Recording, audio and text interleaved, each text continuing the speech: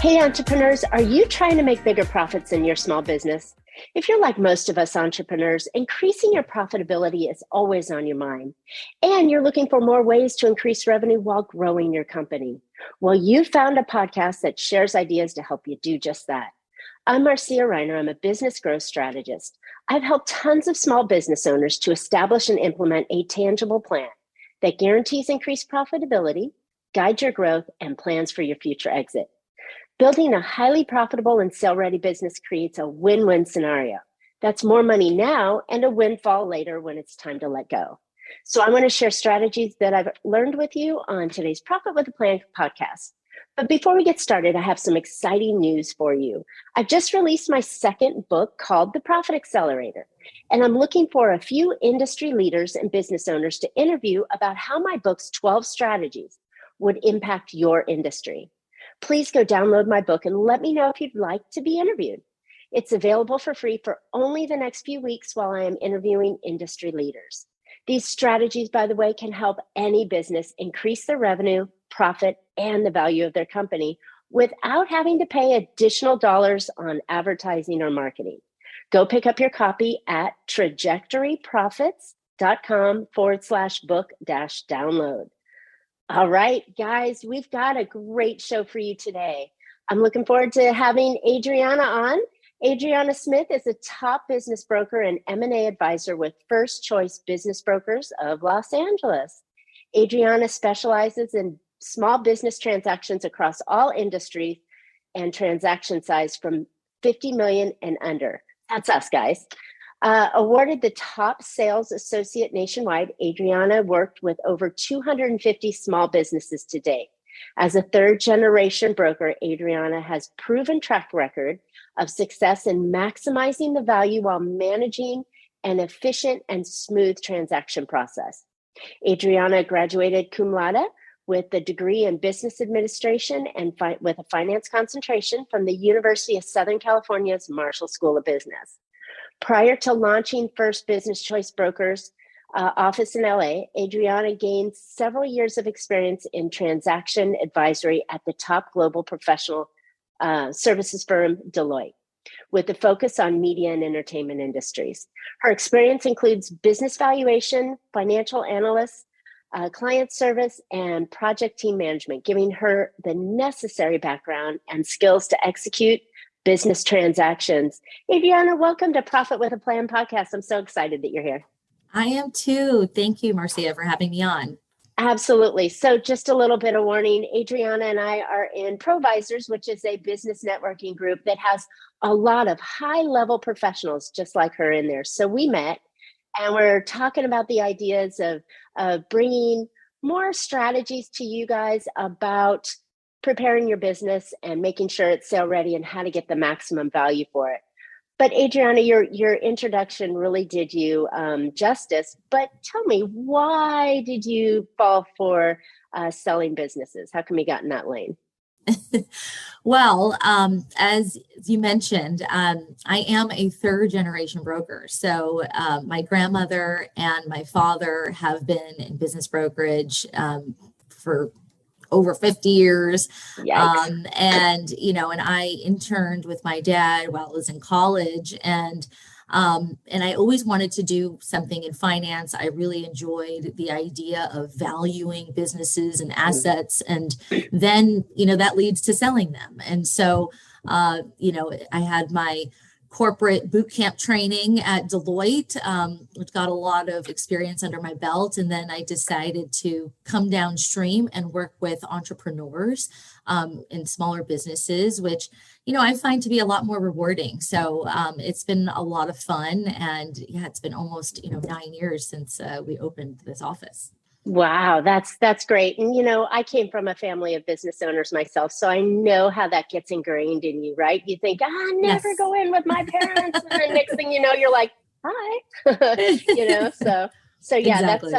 It's a wonderful environment to be in, to follow in your parents' footsteps. And I'm sure they're tremendously proud of you. So that's great.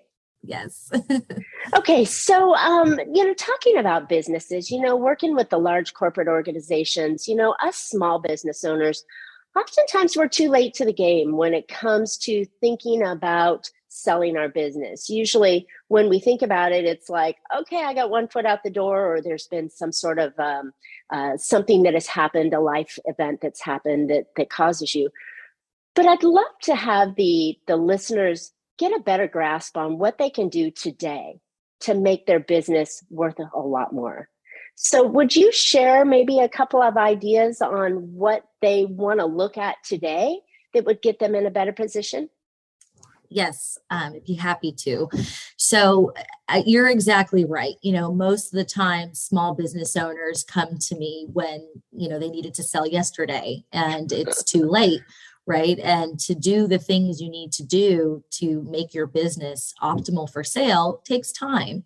So, the biggest thing, that they should be thinking about is if they plan to want to retire or take their foot off the gas or, relocate, do a different business, whatever it is, they should think about that 2 to 5 years before they actually want to do it. And because that'll give them some runway. And I always invite business owners to even talk to me at that point and do a little valuation check-in, because most of the time business owners don't know what their businesses are worth. And then when they find out, a lot of times they think it's worth too little to sell. So that means we need to work on it. And I think the three key areas that I see business owners either not able to sell their business or have to take a steep discount in order to sell is when these three things aren't in order. And the first being financials.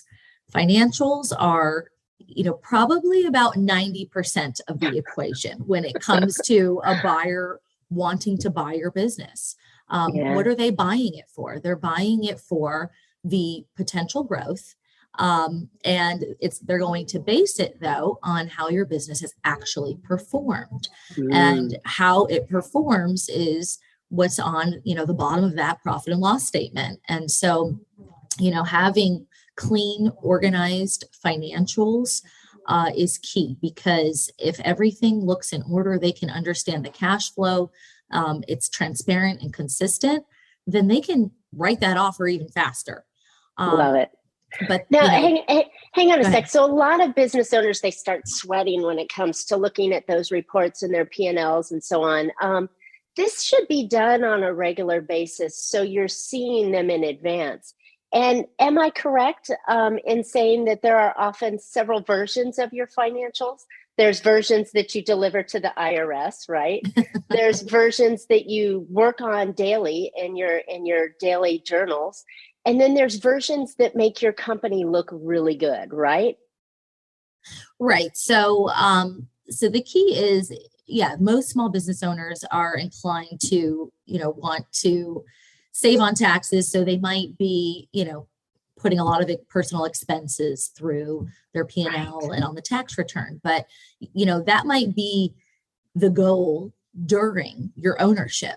But when you decide you want to sell, the goal is to make it look as good as possible. So the more you can, take all of those personal discretionary expenses out of there and actually, pay the taxes on that leading up to it, means you'll have a larger, value. You'll optimize your value on sale and actually make it sell, because there is a scenario where if your books are so bad, it could turn a buyer away altogether. It could actually make your business unsaleable.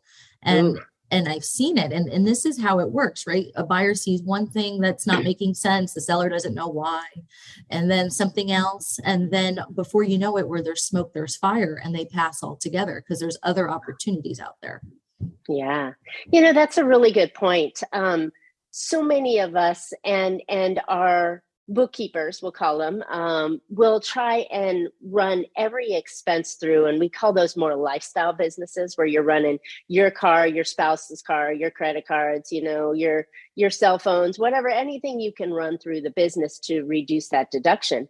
But what it does is it affects your profitability, right? It affects that bottom line. And I love it that you made the point of saying, maybe if you're thinking about selling, you want to stop doing that or wind that down a little bit. And you probably want to do that several, if not 5 or 6 years before you even come into that process.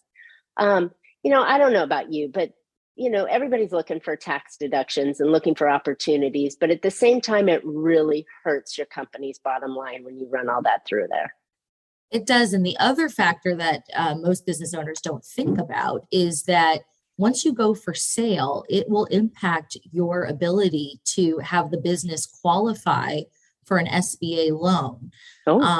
And, for businesses 5 million and under, a buyer can get an SBA business acquisition loan to purchase the business. And it is one of the preferred ways for buyers to finance the deal because they could put as little as 10% down. Wow. So it is one of the key tools that a seller of a business in that size range can actually get all of their purchase price in cash, because without an SBA loan, that means a buyer is probably going to want to ask the seller to carry paper, to hold a note for them, maybe do earnouts.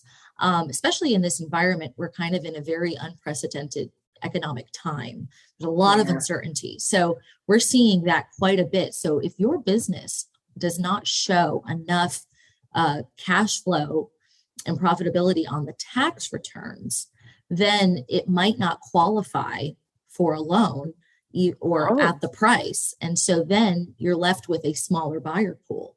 So interesting that you hit. Yep. I was just going to say, interesting that you bring that up, because it's like when you go to buy your house, you have to personally qualify to buy the house.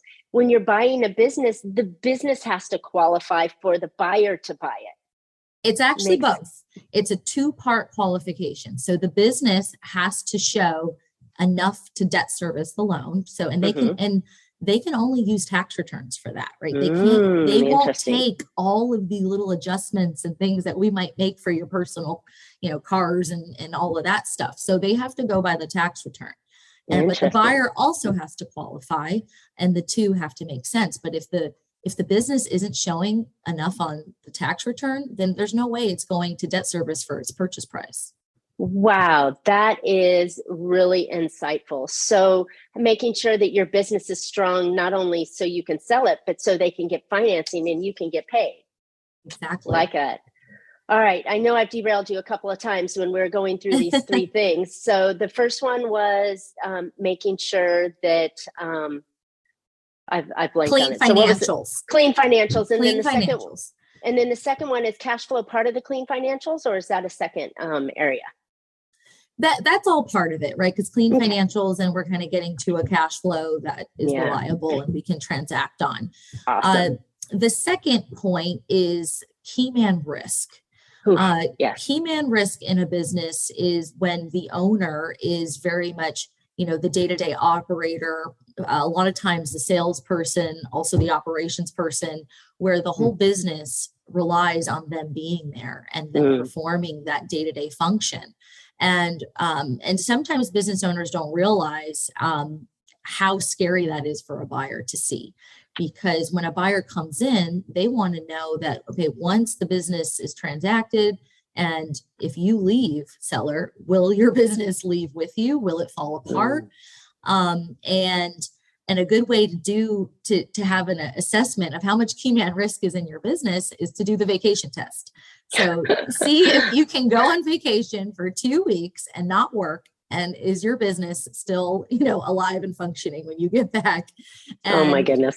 If it's not, or, if there's a lot falling through the cracks, that kind of shows you how much is relying on you. So a buyer wants a well-operating machine that has management in place, and everything isn't tied to the seller.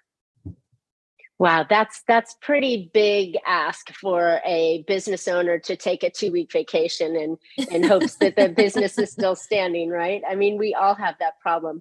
But you know what? I love the way you brought it up and saying that you have the systems and people and processes in place so that you have a company that you can take a vacation. I know that many of us small business owners, we work so hard in it that we don't have the lifestyle that we dreamed of when we started the company, right? And the only way you can offset that is to have people and processes in place. So that's super valuable. how often does a seller stay on with the company for a little while? Is that a common occurrence? There's usually always a training or transition period, which depending on the type of business and how complex it is, could be anywhere from like 1 to 3 months.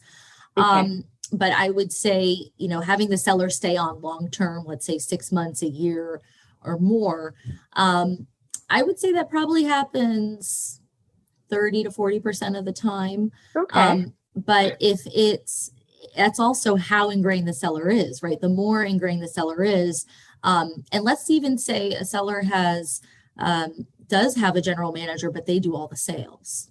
Okay, so that could be a reason that a buyer wants to keep them and is afraid to lose them. So the more the owner is ingrained in the key functions, and the more they're going to want to keep them on, which a lot of times when I'm selling businesses, the owners are retiring. So they want to be done. They want to get out, right? So somebody tells you have to stay and work for somebody else for another year, that's hard. Yeah, I can imagine how challenging that would be, especially when it's like it was your baby and you grew it, and then this other company comes in and wants to do things differently.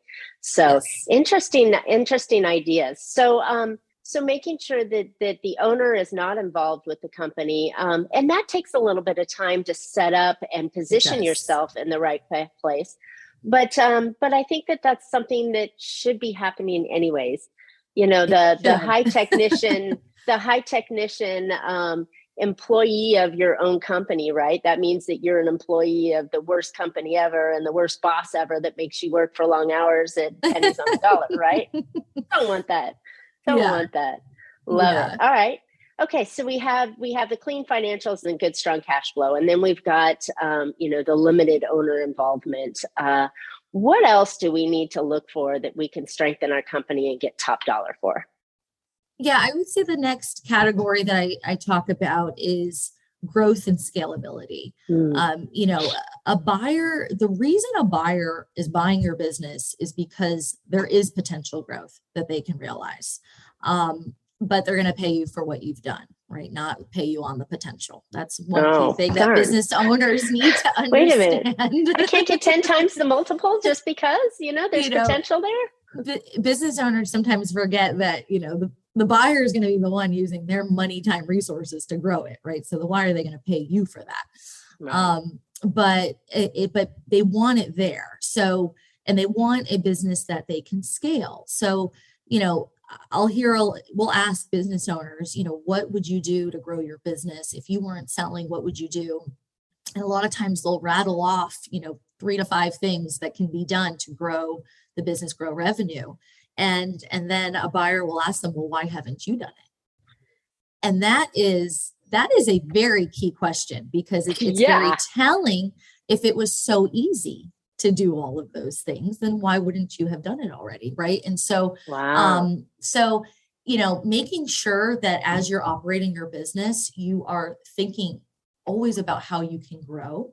What are other aspects of, the market or geography or products and services that you can keep growing? And even when a company is stable, actually a stable company that has a little growth every single year is the most attractive to anyone, because volatility means uncertainty, right? So even when a company is going like this, will it keep doing that, or is it going to plateau? Right. So even when you get to a mature company, just a little growth is good. And the scalability comes into, it's a bit about having the systems, procedures, people in place, right? So you have the manpower. You talked about that. That was perfect timing. You have the manpower in place, and, systems that are replicatable, but it can also mean, if you're a manufacturing business, do you have capacity to scale your operation? Do you have the right equipment? Or, investing in this much equipment will mean I can now grow business by 50% and go, sell in different stores. So making sure that, the business has what it needs to scale, or that it isn't going to take like an investment more than the price of the business to get it there. That's an interesting point. the first thing that's still sitting on my mind is that if it was that easy to grow, why didn't you grow it, right? But then the other thing of where do you invest, right? A lot of people will not invest in replacing their equipment because they're thinking of selling it. But then where does that investment, come back to you, right? A simple example, listeners, when you remodel your kitchen, what value does that do in the increase in the value of the house? So what would that line be that you're investing in your company to make sure it can scale, right? The right people, the right processes, the equipment, so on. Where does that line draw where it's still a good investment for the seller and it's a good investment for the buyer? Yeah, it is a line, and it takes really an analysis of, if you make that investment, are you able to grow revenue and profit with it? Mm-hmm. That's really the only thing that is going to get you more dollars on the sale, right? So if you went and bought, $500,000 of new equipment because it was the latest, but it didn't necessarily mean you could produce more or sell for more or get more customers because now you have more capacity, then it's not worth it, right?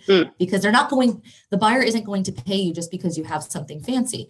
What they're going to pay you for, yeah, they're going to pay you if that thing can now churn out more revenue and profit. So now your bottom line is higher. And, as your bottom line and your EBITDA grows, you also then can experience higher multiples. So there's growth in just the earnings, right, leading to a higher price. But once you start getting over 500,000, $1 million in EBITDA, then you start seeing higher multiples as well. So it needs to add to the bottom line. Is the bottom line. Is the bottom line. So funny. No, that's perfect though. And it makes sense because, we're holding on to our asset, right? We're not wanting to spend or invest. And if we've got like a 5-year window before we're going to retire, but something needs to be replaced, I mean, that's something to think about too. And no investment, I mean, there's no right time and wrong time for an investment. I mean, I think investments in your growth opportunity occur throughout your life, right? You tend to grow a little bit, then you need to scale to match the growth. That's more people and processes and equipment. Then you're growing a little bit, then you need to scale to match that. So I find that it's not something that you do just before. It should be something you do throughout the life of your company. But I think having these smart kind of conversations and in an analysis of saying, does this product or system or person, does that increase revenue, which is the whole goal of the company. Right. Yeah.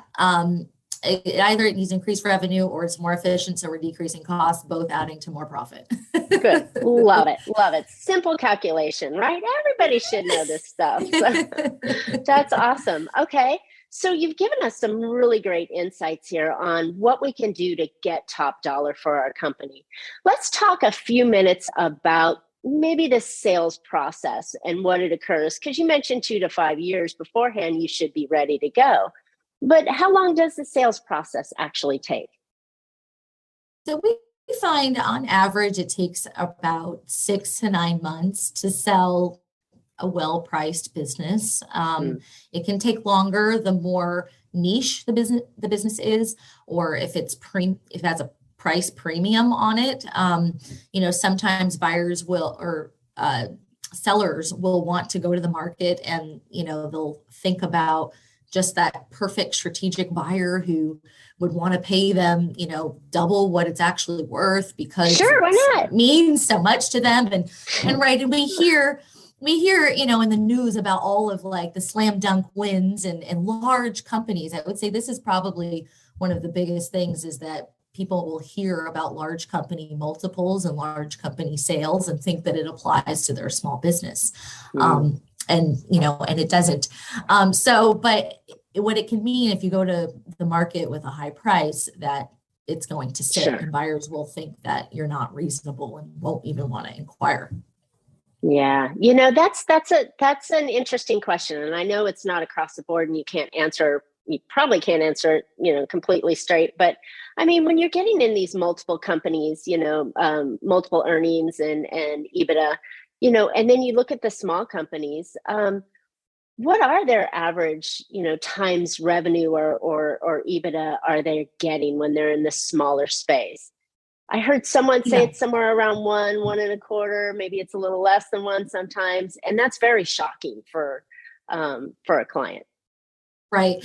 I would say, just to kind of give a more general average for across most industries, most of the time, most businesses are going to sell on a multiple of cash flow, and that can be EBITDA, or, once you're working with smaller businesses, there's also something called SDE, which is seller's discretionary earnings, which actually adds back the owner's salary. That's the one difference between SDE and EBITDA.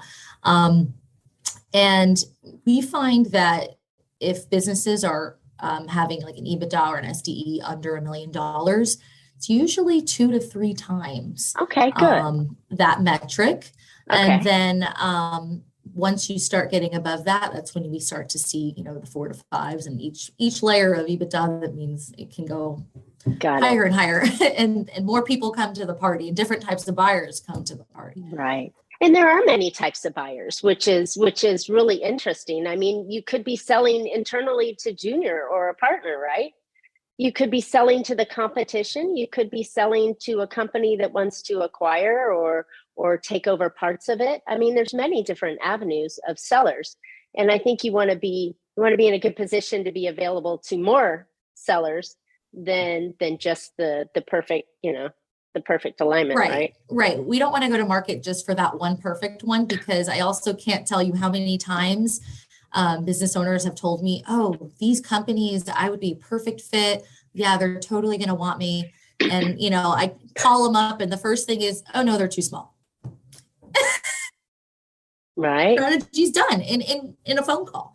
So you can't just do all of that effort and only be prepared for the select few, which you feel can, overpay for your business. Like, we want to go to market where we can entertain all kinds of buyers, strategic and financial. And smaller businesses also have, the individual buyers, individual entrepreneurs, or smaller, industry operators who acquire to expand.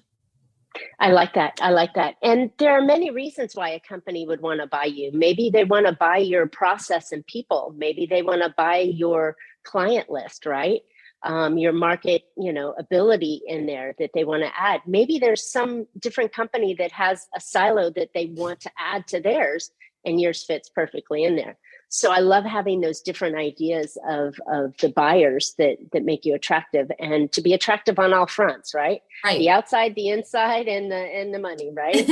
I mean, exactly. having it good across the way.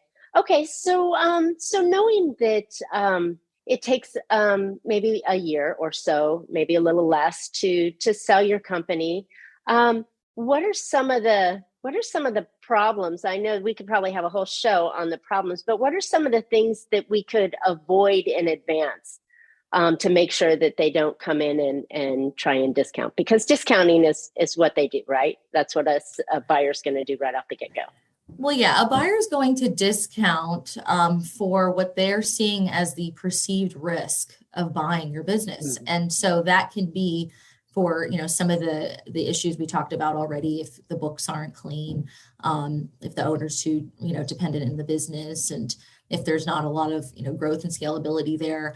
And there's others. There's a bunch of potential risk factors. Also, economic risk, what's going on, supply chain issues that we're having, inflation, the employee workforce not wanting to work, all of these things are, making it, making a buyer see the ability to generate the cash flow in the future as, less certain. And when there's uncertainty, that means they discount. They're not going to pay for that risk. And so, so the things that come up in a sale process, usually the first major, milestone and hill to cross is the due diligence, right? So, we can be on the market, entertain buyers. And once we come to an agreement, like maybe an offer or purchase agreement, LOI, then the buyer is going to start their due diligence. And that's where they're really going to look under the hood and see what's, verify what has been represented to them. So sometimes, that's where we'll find a discrepancy in financials. Or, you might find, other issues with like the quality of the equipment or, the inventory. Sure. Is there obsolete inventory and more than we thought? Now they don't want to buy as much inventory. We also can run into issues with a landlord, right? So if you are leasing your business location, the buyer needs to qualify for the lease and either get an assignment plus extension, or sometimes negotiate a whole new lease. And that is always a question mark because you never know what your landlord is thinking about that building. And, a lot of times their interests are not aligned with yours. And so, you think they're looking for more rent or maybe changing the tenant, altogether. So they're usually looking for more rent. And it also depends where you are. I mean, here in Southern California, the rents have been going up and, you might have an owner who's been in a building for 20, 30 years and has a sweetheart deal. But the moment a new buyer's coming in, they're going to say, we now want to bring it to market. So if your lease expense, your rent expense goes up 30, 50%, well, that just chopped into their bottom line. So now they're going to offer you less for your business. So the lease matters a lot. That I never thought to look at the lease and maybe as you're potentially coming into that 5-year runway, you start renegotiating your lease and making sure that it has a longer or opportunities that if someone comes in that they can keep that lease agreement for a certain number of years. I don't know, but it's planning, right? It's thinking planning in advance. Yes. Anticipating the potential risks and problems that come in. Yeah. Yeah. I mean, there's a lot of things that, and we haven't even gotten into lending. Once you're working with a bank, then the bank, they want a million things. Something's not right for them. You got to fix things. And, there's a lot of different things. Sometimes the appraisals don't come in, right? Imagine trying to run your business, right? Imagine trying to run your business and have to go through this whole process, right? This is would not crazy train, to keep like by yourself. I couldn't imagine. That's why someone like you comes in, right? So you help facilitate and work through a lot of these processes and potential problems up front, right? Exactly. I mean, really our role is, we're coming in, we're valuing the business, we're taking you through a confidential market process, trying to find you the best deal that the market will bear right now, and then manage that process because, a lot of times business owners only sell their business once a lifetime. So if you've never done this before, then you don't know what you don't know. And, people like there's a lot there.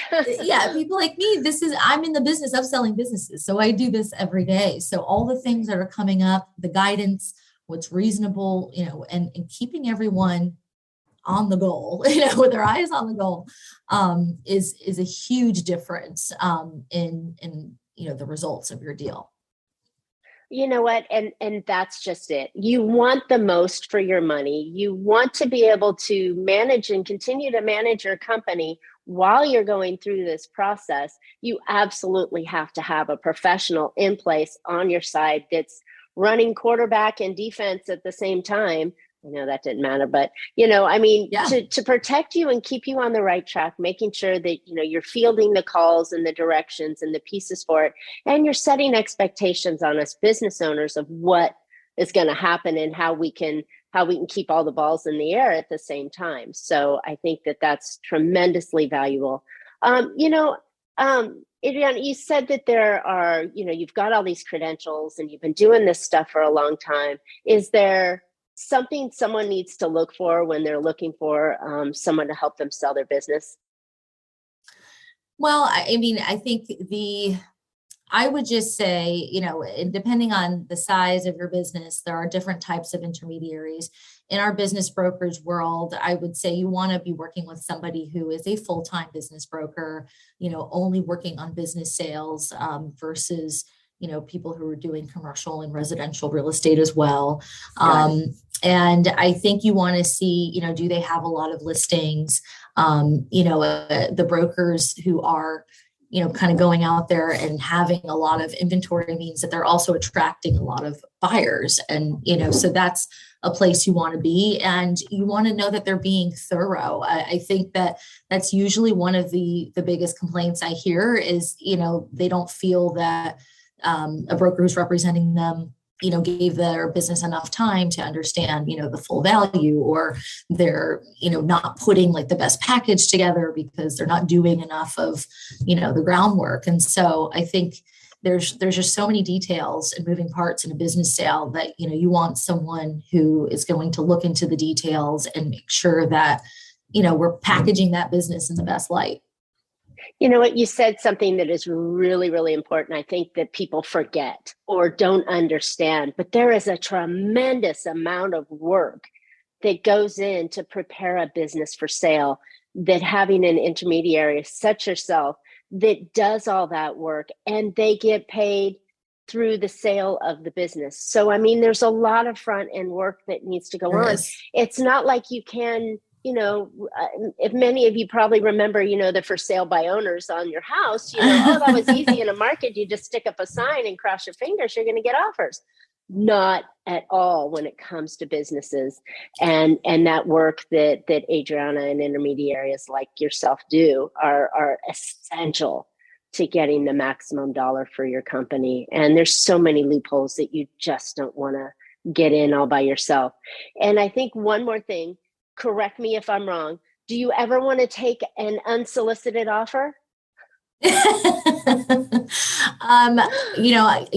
may want to consider it, but okay. you don't want to jump the gun, right. With unsolicited offers. I mean, sometimes they work out and, people will sell their businesses that way.